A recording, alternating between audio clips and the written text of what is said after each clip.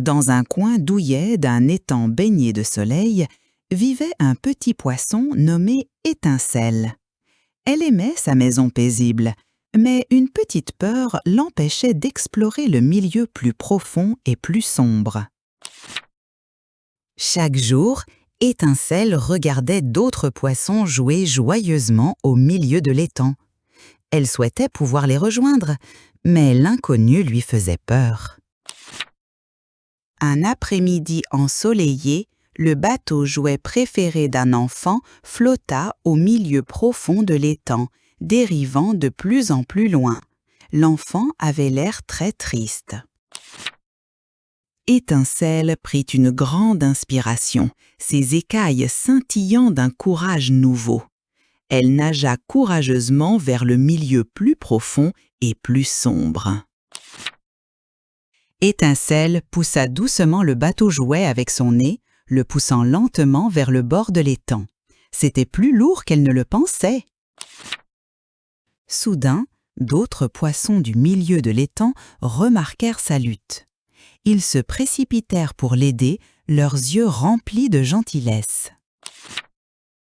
Ensemble, Étincelle et ses nouveaux amis poussèrent le bateau-jouet jusqu'au bord de l'étang, de plus en plus près de l'enfant. Le bateau-jouet atteignit les mains de l'enfant qui l'attendait. Son visage s'illumina du sourire le plus éclatant qu'Étincelle ait jamais vu. Étincelle et ses nouveaux amis nagèrent ensemble, fiers de leur travail d'équipe et de la joie qu'ils avaient apportée. À partir de ce jour, Étincelle n'eut plus peur du milieu de l'étang.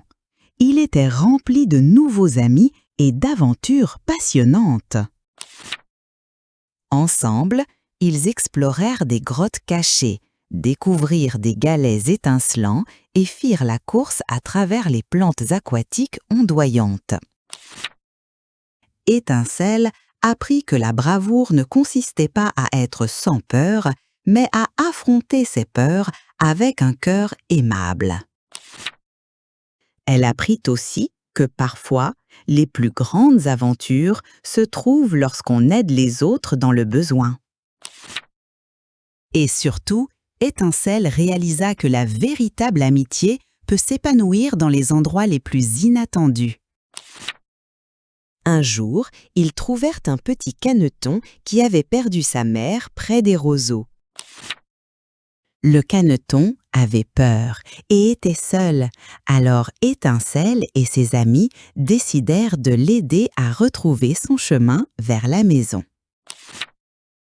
Ils conduisirent le caneton à travers l'étang en passant devant des plantes onduyantes et des tortues curieuses jusqu'à ce qu'ils entendent un son familier.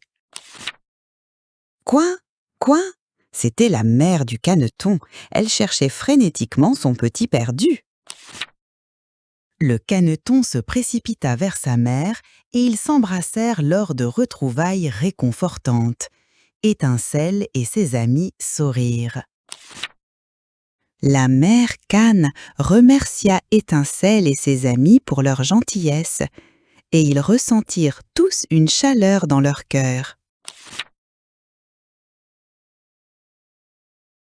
Alors que le soleil commençait à se coucher, Étincelle et ses amis retournèrent nager vers leur endroit préféré dans l'étang. Ils savaient que même s'ils étaient petits, ils pouvaient faire une grande différence dans la vie des autres. Étincelle réalisa que sa bravoure n'avait pas seulement aidé les autres, mais avait aussi transformé sa propre vie. Elle n'était plus seulement Étincelle, le poisson timide dans le coin, elle était Étincelle, l'aventurière courageuse et gentille. Et ainsi, Étincelle continua à explorer l'étang avec ses amis, toujours prête pour une nouvelle aventure, toujours prête à aider.